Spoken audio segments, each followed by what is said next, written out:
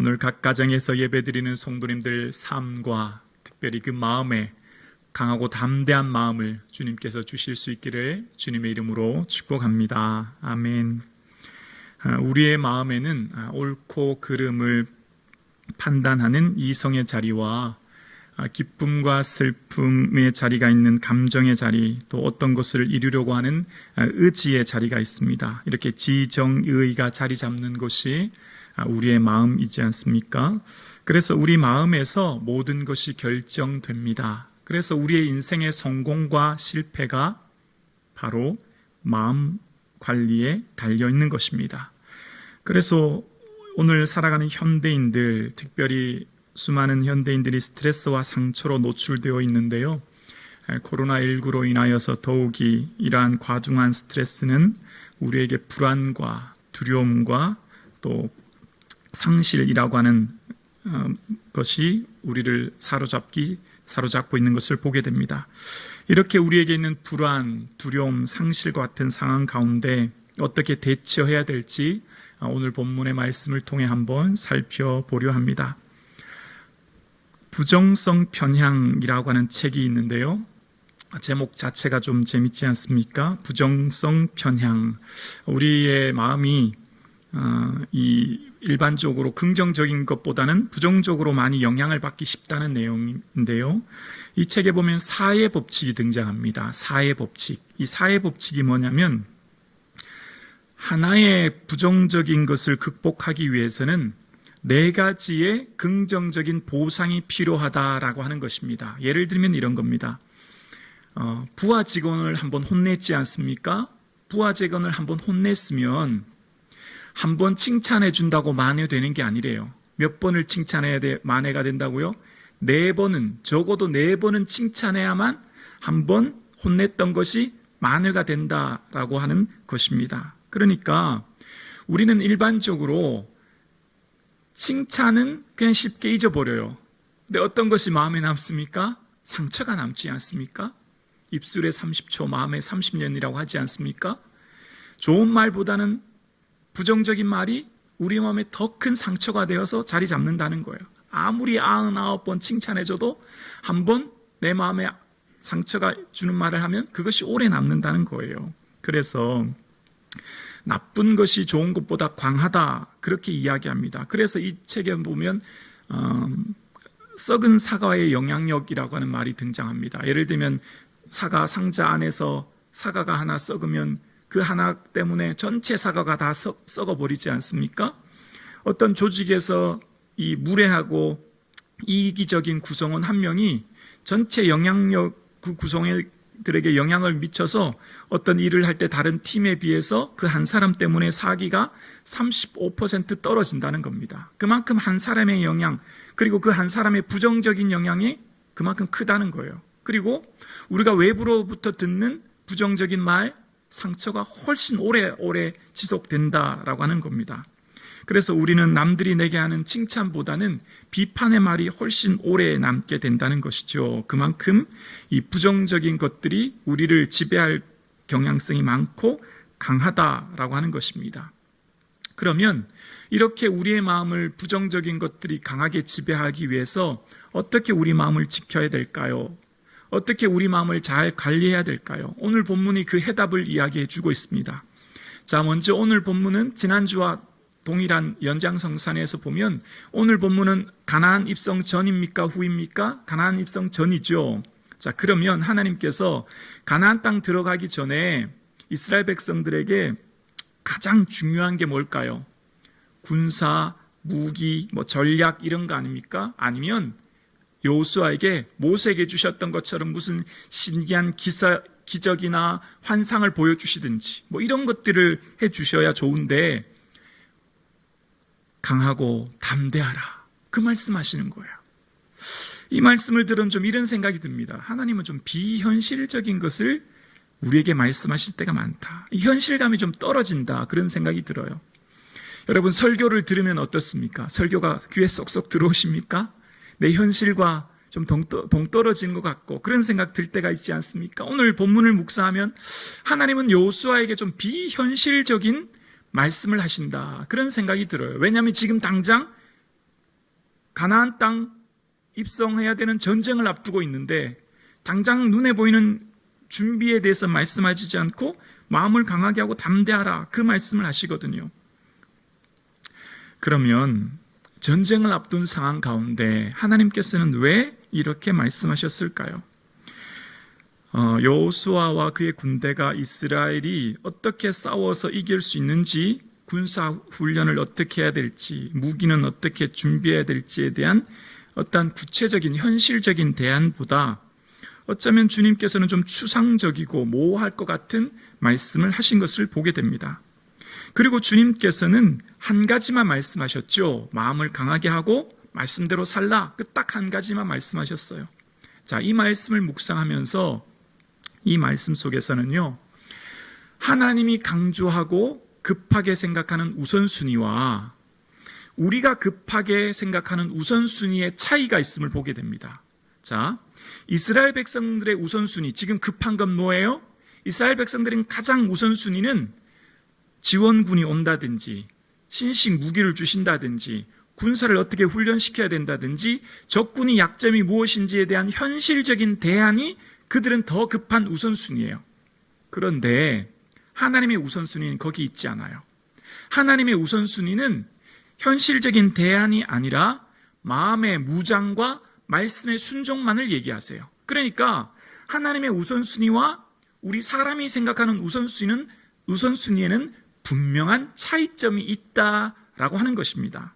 그러면 하나님은 왜 이것을 먼저 요구하셨을까요? 왜 하나님께서는 다른 많은 것들 중에 마음의 무장과 말씀의 순종만을 이야기하셨을까요? 그 이유는 전쟁의 승패가 사람의 능력에 달려있지 않고 오직 하나님의 손에 달려있기 때문입니다. 전쟁에 이기고 지는 것, 그것은 사람의 능력에 좌우되는 게 아니라 전능하신 하나님의 손 안에 있기 때문이에요. 그래서 가나안 땅 들어가는 것은 칼과 창과 사람의 능력과 무기와 군사와 새로운 전략과 전술에 있는 게 아니라 오직 하나님의 전능하신 주권, 하나님의 뜻 안에 있다라고 하는 것입니다. 그래서 이스라엘 백성들은 그것을 먼저 잘 경험했어요. 언제 경험했을까요? 자, 오늘 본문은 가나안 땅 입성 전인데 우리가 먼저 생각해야 될 것 한 가지가 있는데요. 그것은 이스라엘 백성들이 이미 민수기 32장과 신명기 3장에 보면 요단 동편은 다 이미 차지하고 있었던 상황인 거예요. 그러니까 가나안 땅을 한 뼘도 못 얻은 상황이 아니라 이 여호수아의 말씀을 주실 때는 어떤 상황이었냐면 요단 동편은 이미 차지하고 난 후였다는 거예요. 왜냐하면 민수기 32장에 그 내용이 기록되어 있어요. 르벤, 갓, 므낫세 반지파가 가축이 많기 때문에 그곳에 머물기를 요청했고, 그래서 모세는 그것을 허용하는 대신 그들이 군사를 가나안 땅에 대신 보내서 가나안 땅을 다 얻기까지 너희는 전쟁에 참여해야 된다라고 하는 이야기를 했거든요. 자, 그때의 경험이 있는데, 그때 가나안 땅 동편을 얻을 때 당시는 바산 왕 옥이 다스리고 있을 당시였어요. 그때 가나안 땅 동편에는요, 그 바산 왕 옥이 다스리고 있을 때 상황은 이렇습니다. 신명기 3장 5절에 보면 그 모든 성읍이 높은 성벽으로 둘러 있고 문과 빗장이 있어 견고하여 그 외 성벽 없는 고을이 심히 많았느니라. 가나안 동편에 이미 차지했을 때 그들의 경험이 있었는데요. 이미 가나안 땅 동편에 바산 왕 옥이 다스리고 있을 때는 높은 성벽, 견고한 빗장이 가로질러 있는 성이 있었고, 뿐만 아니라 가나안 땅 동편을 얻을 때의 경험에 보면 신명기 3장 11절에 이런 내용이 나오는데요. 르바임 족속의 남은 자는 바산 왕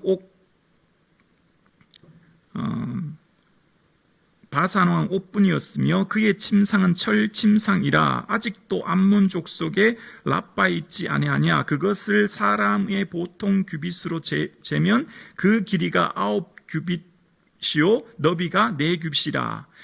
바산왕 옥을 무찌를 때는 이미요 그 침상은 철침상이라 철제 문화로 무장되어 있는, 이미 문화적으로도 뛰어난 철제 무기로 무장되어 있었다 뿐만 아니라 그 바산왕 옥은 거인족이었대요. 길이가 9규빗, 크기가 4.1m, 너비가 4규빗, 넓이가 1.8m나 되는 침상이 있을 정도로 바산왕 옥은 거인족이었다는 거예요. 그러니까 바산왕 옥을 다스릴 그 나라는 철제 무기로 무장되어 있었고 거인족이 있었고 성벽은 높고 빗장은 견고했던 곳이었는데 어떻게 얻었어요? 하나님 말씀에 순종함으로 하나님께서 그 가나안 동편을 얻게 하신 거예요. 그들에게는 하나님이 이루셨던 산 경험이 있었던 것이죠. 여러분, 2020년 지난 한 해 어떻게 보내셨습니까? 지난 한 해를 한번 돌이켜보면 내 건강, 우리 자녀, 내 직장, 기업, 내 노력입니까? 물론 우리는 주님 앞에 열심히 애쓰고 노력한 것 있지만 그런데 돌아보면 한결같이 고백할 수 있는 것이 있어요. 다 하나님께서 이루어 주셨다는 거죠.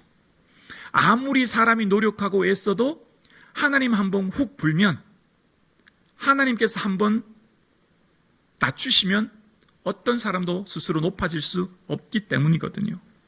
저는 지난 한 해 성북중앙교회를 생각하면서 기적의 해라고 나름대로 생각해 봅니다. 기적적이었어요. 저는 목사로서 한 해를 돌아볼 때 우리 성북중앙교회에 부어주신 하나님의 은혜가 기적이다라고 밖에 표현할 수 없습니다. 목사의 노력입니까? 아니죠. 그러면 어떤 특별한 몇몇의 수고입니까? 아니죠. 하나님께서 전적으로 부어주신 은혜인 거죠. 지금까지 지내온 것 주의 크신 은혜라. 아멘, 아멘입니다. 하나님께서 하신 거예요. 그러니까 지금 이 모든 일들은 하나님 하신 거예요. 그러니까 이 여호수아가 이 가나안 땅 서편 점령하기 전에 강하고 담대하라고 하신 말씀은 내가 다 한다. 너 그 경험해 보았지 않니? 너 알지 않니? 가나안 땅 동편 어떻게 얻었니? 내가 다 했잖아. 그 말씀인 거거든요. 오늘 2021년 새해가 밝았습니까? 그리고 새해 예배 이제 벌써 2주가 되었습니다. 여러분, 우리의 모든 삶은 지난 과거를 돌아보면요, 하나님이 하셨다고 하는 그 산 경험으로, 그 에베네셀의 하나님의 기억으로 미래를 내다보는 거예요. 하나님이 다 이루어 주실 줄로 믿습니다. 우리 성북중앙교회도 사랑하는 성도님들의 가정의 자녀와 직장과 기업도 하나님께서 다 이루어 주실 줄로 믿습니다. 우리가 예기치 못할 놀라운 은혜를 준비해 주시고 그 은혜를 부어 주실 줄로 믿습니다. 그러므로 오직 주만 의지하고 마음의 담대함 가지시는 오늘 저와 여러분 되실 수 있기를 주님의 이름으로 축원합니다. 오직 강하고라고 이야기합니다. 강하고, 원어의 뜻은요 하지아크인데 이 원어의 뜻은 단단히 매다, 꽁꽁 묶다 이런 의미가 있어요. 단단히 매다, 꽁꽁 묶다. 이것을 제가 나름대로 이렇게 의역해 보았습니다. 우리 마음을 어디 꽁꽁 묶어야 될까요? 우리 마음을 어디 단단히 메워야 될까요? 말씀이죠. 말씀이죠. 우리 마음은 스스로 강해질 수 없어요. 여러분 스스로 알잖아요. 얼마나 연약한 것이 우리 마음인지. 하루에도 수십 번 요동치잖아요. 근데 우리 마음을 어떻게 하라고요? 말씀에 꽁꽁 묶으래요. 말씀에 동요매래요. 단단히 묻다, 꽁꽁이 묶다라고 하는 이 매다라고 하는 이 하자크라고 하는 단어를 왜 주님이 쓰셨을까요? 너희는 너희 스스로 너희 마음을 강하게 할 수 없다. 네 마음 네가 지킬 수 없어. 오직 말씀에 묶고 말씀에 붙들리고 말씀에 다스림 받아야 돼. 주님, 말씀대로 나를 붙들어 살게 하여 주옵소서. 오늘 저와 여러분의 고백 될 수 있기를 예수 그리스도 이름으로 간절히 축원합니다. 아멘이십니까? 아멘입니다. 말씀이 내 마음 붙들어 주시고 말씀에 우리를 꽁꽁이 묶어야 돼요. 그래야만 우리가 마음을 지킬 수 있습니다. 인생의 성공과 실패가 어디서 시작되기 때문에요? 마음에서 시작되기 때문에. 그래서 마음이 얼마나 중요한지 몰라요. 그런데 우리의 마음은 우리 스스로가 지킬 수 없다는 것을 너무나 잘 압니다. 여러분, 이스라엘 백성들에게 아무리 좋은 무기가 있고 최신식 무기, 아무리 잘 준비된 특수훈련으로 준비된 군대, 또 전략과 전술 다 있어도, 다 준비되어도 말이에요, 환경적으로 다 준비되어도 마음이 불안하면 가나안 땅 들어갈 수 있을까요? 한 뼘도 못 가요. 아무리 칼과 창과 멋진 무기로 무장하고 아무리 좋은 군사들이 있어도 마음이 두려우면 절대 갈 수 없는 거예요. 여러분 그거 아시잖아요. 다윗이 사울을 무찌를 때 다윗의 손에는 칼이 없었어요. 아시잖아요. 물맷돌로 이겼잖아요. 어떻게 해요? 너는 칼과 창과 단창으로 내게 오거니와 나는 만군의 여호와의 이름으로 내게 간다. 뭘 무장했어요? 마음의 무장이 되었잖아요.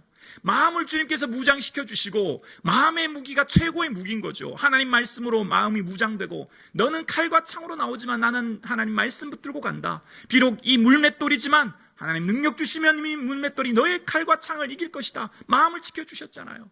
그래서 다윗 손에는 칼과 창이 없어요. 말씀 알면 묵상하면 그렇잖아요. 넘어뜨린 후에 누구 칼로? 사울의 칼로 사울의 목을 잘라요. 비록 칼이 없지만 사울의 칼, 그것이 그 사울의 목을 자른다는 겁니다. 우리는요, 칼과 창과 무기가 중요한 게 아니에요. 오늘 저와 여러분, 우리는요, 현실의 상황이 문제가 아니에요.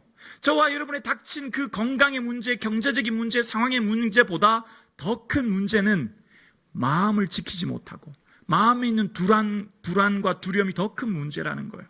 그래서 주님이 말씀하십니다. 강하고 담대하라. 네 마음 말씀에 꽁꽁 묶어라. 동요매어라.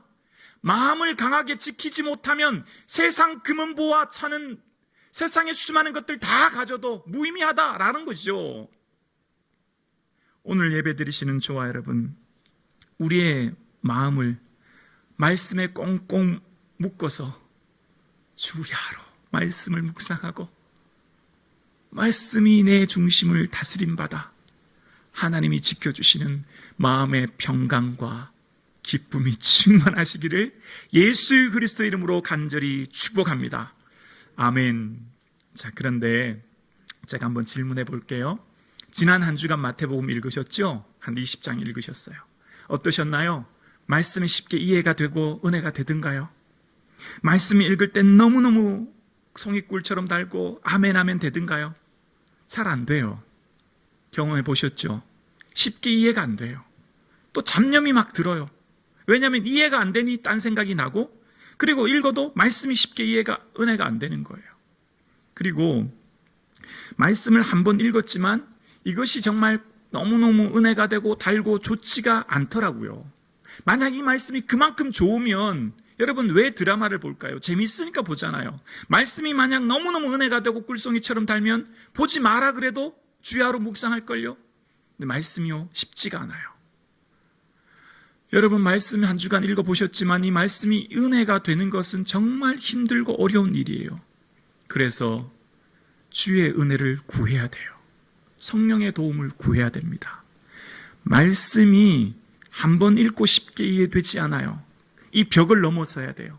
한번 큰 벽을 넘어서야 되는데요. 그것은요, 내가 먼저 말씀에 대해서 부단히 애를 쓰고 또 애를 쓰고 노력하는 애씀이 있어야 됩니다.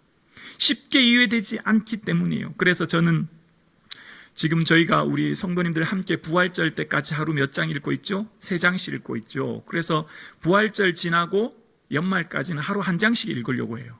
왜냐하면 많이 읽는 것보다 더 중요한 것은 이해가 되고 깊이 읽어야 되거든요. 말씀이 무슨 뜻인지 알아야 이해가 되기 때문에 부활절 뒤로는 하루 1장씩 읽고 새벽 예배 때 함께 말씀을 묵상하려고 해요. 그래야만 풍성한 이해와 함께 은혜가 되거든요.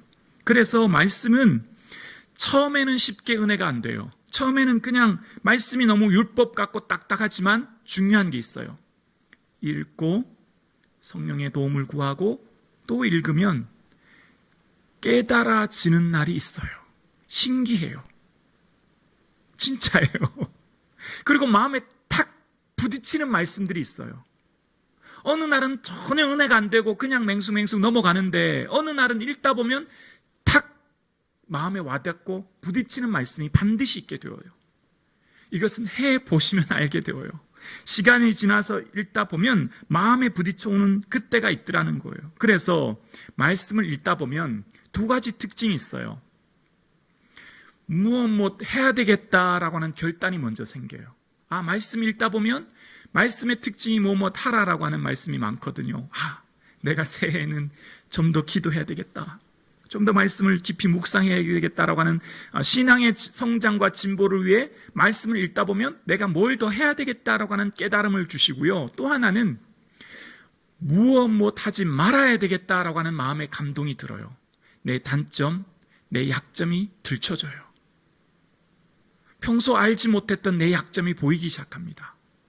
평소 내 스스로 생각하지 못했던 약점들이 드러나요. 약한 부분이 생각되어집니다. 여러분, 암세포가 매일 5,000개 이상 생기지만 NK세포라는 것 때문에 이긴다고 하지 않습니까? 우리의 약점 그 하나 때문에 몸이 망가지는 것이거든요. 우리가 그래서 말씀을 읽으면 해야 되겠다라고 하는 것과 하지 말아야 되겠다고 하는 것이 내 마음에 들고요. 그래서 우리가 어떻게 될까요? 점점 우리 마음이 하나님 말씀의 성령의 다스림을 받기 시작합니다. 처음엔 이게 무척 어렵지만 어떻게 해요? 신명기 말씀 여러분 기억나시죠?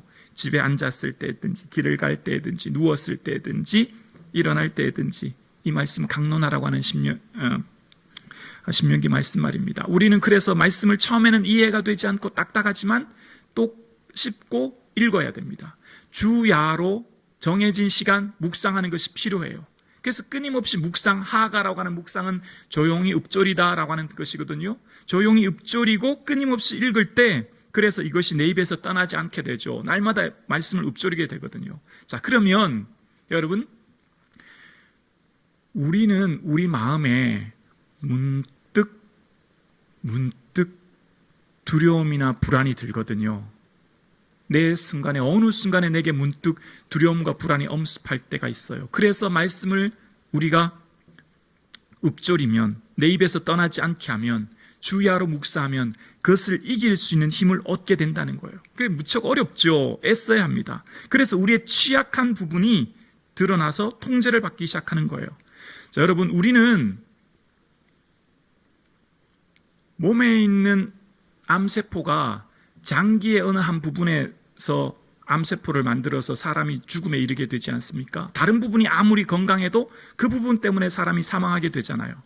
사람은 약한 한 부분 때문에 넘어지는 경우가 많아요. 그래서 사단은 다 공격하지 않아요. 그 사람 맞춤 공격을 하는 거예요. 맞춤 공격을. 약한 부분을 공격해요. 말씀 보면 나오는 것들이 있잖아요. 사울은 천천히요, 다윗은 만만이로다. 그 얘기를 딱 들었을 때 사울 마음에 무슨 생각이 들었어요? 그 말에 불쾌하고 심히 노하여.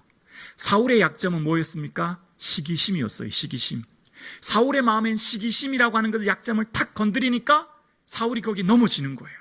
그래서 평생 다윗 죽이기로 마음 먹잖아요. 여러분, 다윗이 극도로 두려움에 처하게 되죠. 그래서 사무엘상 20장 3절에 보면 너와 나의 죽음의 사이는 한 걸음뿐이라, 그런 얘기를 해요. 너와 나의 죽음의 사이가 한 걸음뿐이라는 거예요. 너무너무 두려움에 휩싸여 있습니다. 그래서 다윗이요, 어떤 실수를 할까요? 다윗이 그 마음에 생각하기를 내가 후일의 사울의 손에 붙잡히리니, 그 생각을 하게 되고 이 아기스, 마옥의 아들 아기스에게도 도망가잖아요. 그 두려움을 공격하는 거거든요. 그러니까 오늘 예배 드리시는 저와 여러분에게는요, 사람마다 약한 부분이 다 있어요. 사람마다 취약한 부분이 있다니까요. 그래서 그것을 사단이 공격하는 거예요. 성격이 급한 거든지 음란한 것이든지 우울한 것이든지 염려스러운 것이든지 아무튼 각자마다 취약한 부분을 공격해요. 그래서 말씀을 읽으면 어떻게 될까요? 취약한 부분이 보완이 되어요. 왜요? 말씀 읽으면 성령의 조명 때문에 내 약점이 드러나고 깨닫게 되거든요. 스스로 깨닫게 되어요. 남에게 들으면 상처가 되지만 내 스스로 깨닫게 되면 보완하게 되고 은혜가 되거든요. 그래서 그 약점이 보완하게 되어요. 그래서 어떻게 돼요? 점점점 성령의 다스림을 받게 되어요. 그래서 말씀을 묵상하면 주야로 그것을 묵상할 때 그리하면 내 길이 평탄하게 되고 내가 형통하게 된다라고 이야기합니다. 여기서 형통은 하나님의 의도하신 의도가 성공적으로 이루어진다라고 하는 것이에요. 내 계획과 뜻이 아니라 하나님의 계획과 뜻이 나를 통해 온전히 드러나서 하나님의 형통함이 드러나게 되는 삶을 이야기하는 것입니다. 즉 하나님의 온전한 다스림 안에 살게 되어서 내 삶이 하나님의 다스림 안에 하나님 나라가 내가 살고 있는 각자의 삶의 자리에 드러나 하나님 영광되는 삶을 살게 된다 말씀해 주시는 거예요. 오늘 2021년 한 해를 살아가는 저와 여러분의 삶에 말씀의 다스림 받아 성령의 인도하심 따라 살아가는 저와 여러분 되실 수 있기를 주님의 이름으로 축복합니다. 마지막으로 이 말씀만 드리고 말씀을 마무리하려고 합니다. 새로운 한 해 우리 2021년은 어떤 해가 되었으면 좋을까 생각하면서 말씀을 묵상하면서 올 한 해를 행복한 성도, 행복한 세상 이런 표현을 한번 생각해 보았습니다. 성도님들이 좀 행복해야 세상도 그 삶의 자리도 행복해지기 때문입니다. 그런데 여러분 우리가 마주하고 있는 이 현실은 행복하십니까? 그렇지 않음을 보게 됩니다. 코로나19라고 하는 어려운 상황 가운데 있습니다. 자, 그런데 성경에서 말하는 행복이 무엇인지 신명기 33장 29절에 이렇게 이야기하는데요. 우리 한번 신명기 33장 29절 말씀 함께 읽어보겠습니다. 시작. 이스라엘이여 너는 행복한 사람이로다. 여호와의 구원을 너같이 얻은 백성이 누구냐? 그는 너를 돕는 방패시요 영광의 가리시로다. 아멘. 모세는 죽음 직전 신명기 33장에 이스라엘을 축복하면서 이렇게 이야기합니다. 너희들은 행복한 사람이다. 모세가 이스라엘 백성들을 향해 행복하다라고 이야기할 때 이스라엘 백성들의 삶의 자리는 가나안 입성 후 모든 것을 다 얻은 다음에 한 말이 아니에요. 가나안 땅을 다 분배받고 전쟁이 그친 다음에 이 말을 한 상황이 아니라 아직 가나안 땅 얻기 전 그 상황, 지금 그들은 모압 평지에서 아직도 만나와 메추라기를 먹고 있을 그 당시 그들은 전쟁이라고 하는 큰 위협 앞에 있는 상황입니다. 그러니까 그들은 지금 행복할 수 있는 상황이 아니에요. 여전히 두려움이 그들에게 있는 상황이었고 여전히 그들의 상황은 불안한 상황이었어요. 그런데 모세는 그들에게 이렇게 말해요. 너희는 행복한 사람이다. 왜 그랬을까요? 너희들의 삶은 행복하다. 하나님이 너희들의 삶에 언제든지 구원해 주셨고 하나님이 너희의 방패와 칼이 되어 주셨기 때문이다라는 거예요.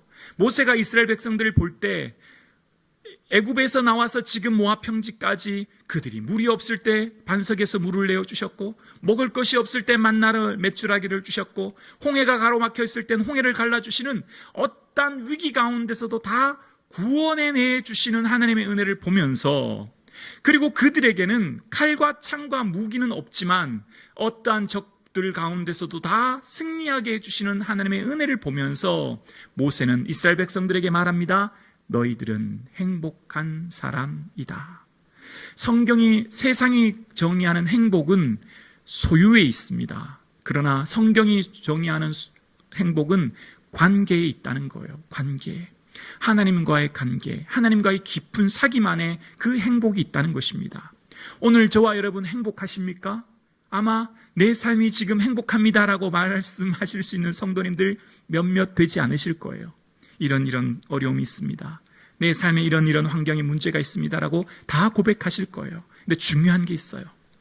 모압 평야에서 전쟁을 앞두고 있는 이스라엘 백성들에게 너희들은 행복한 사람이다라고 외쳤던 모세의 고백처럼 하나님은 오늘 저와 여러분에게 이렇게 말씀하십니다. 성북중앙교회 성도들아, 너희들은 행복한 성도들이다.